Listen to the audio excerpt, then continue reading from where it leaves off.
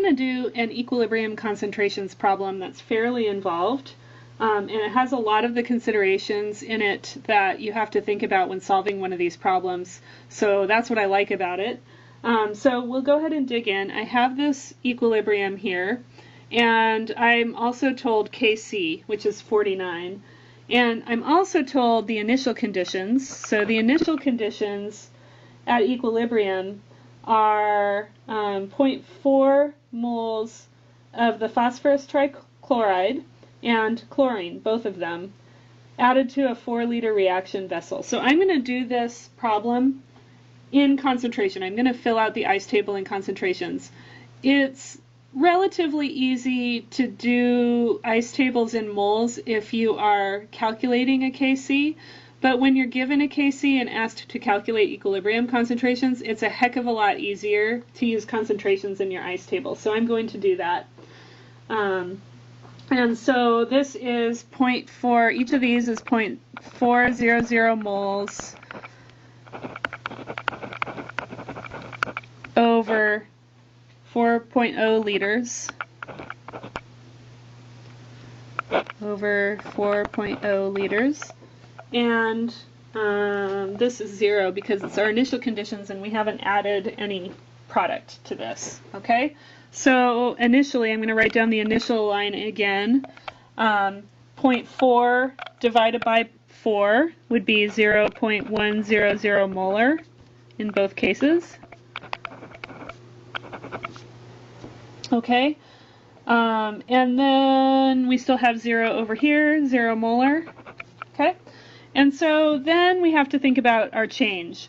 And before I even fill out this change row, I am going to test to see if I can use the simplifying assumption of x being somewhat equal to 0 in this change row.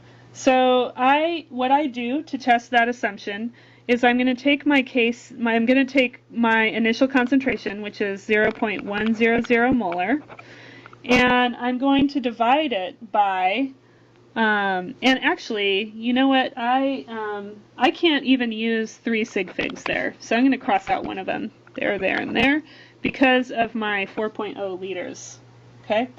So I'm going to take that and I'm going to divide that by my equilibrium constant, 49, and what this little operation here does is it tests to see if that ratio is large enough to make it so that you can assume that the change is about equal to 0. I can already tell that's probably not going to happen because I have a very large K, 49. I have a pretty large K, which means that I have a heck of a lot of reactants going to products, which means my change is probably not going to be close to 0. But let's do the calculation just so that you can see how it's done. In order for me to assume that x is 0, this ratio here is going to have to be greater than 10 to the number of sig figs that I'm allowed. Okay? And that in this case is 2. I've got my 0.10 and my 49. So this ratio, 0.1 divided by 49, is going to have to be greater than 100. And I can already tell that it's less than 1, right? So that's not going to happen. So what is it exactly? It actually equals 0.0020, which is not greater than 10 to the 2. Okay, so I can't, therefore, I cannot assume x is equal to 0, so I have to put minus x here, another minus x here, and a plus x here, okay?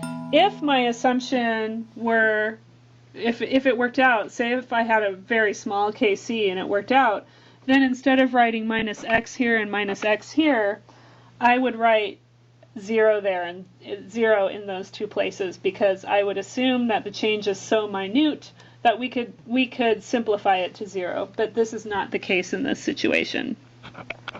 So that means at equilibrium, this is 0.10 minus x, 0.10 minus x, and x. All right, so let's set this up. We have this, our K expression for this reaction is PCl5, the concentration of PCl5, over the concentration of PCl3 times Cl2. Okay, and they're each taken to the power of 1 because they each have a coefficient of 1. So then I just have to substitute my equilibrium concentration expressions in there. So it would be x over 0.10 minus x times 0.10 minus x.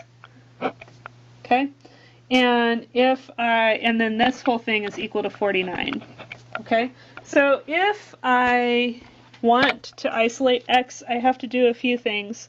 I have to first work with this denominator, and so if you remember from algebra, this this FOIL technique of first, outside, inside, last, I'm going to do that on this.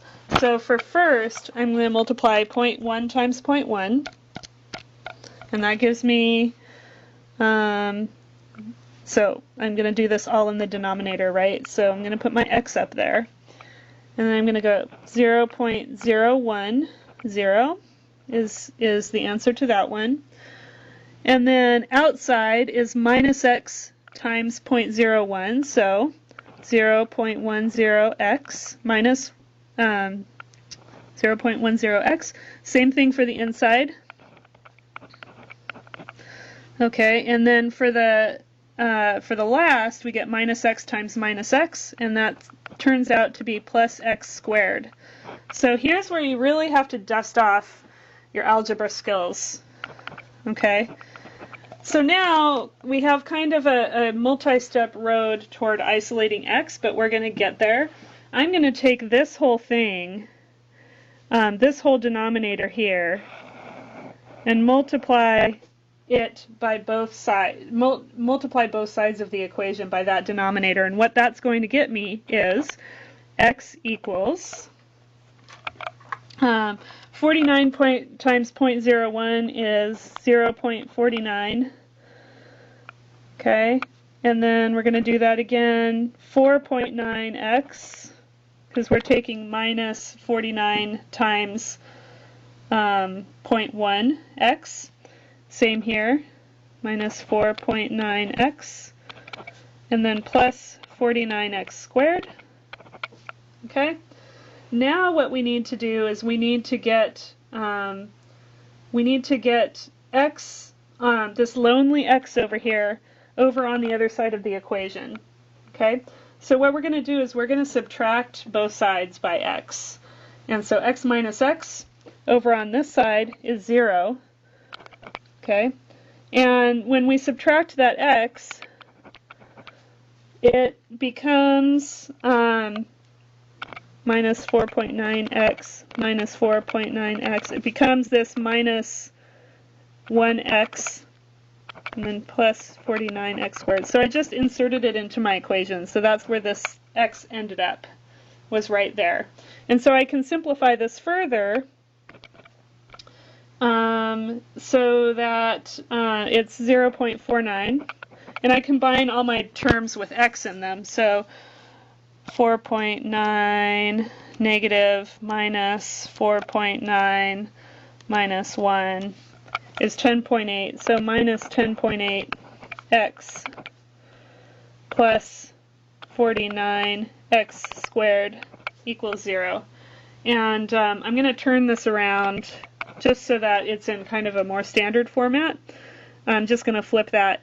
So 49x squared minus 10.8x equal plus 0.49 equals 0. And I've put it in that form because now that's the form that we need to use the quadratic equation. So when you use the quadratic equation, this term here is a, this term here is b, and this term here is c.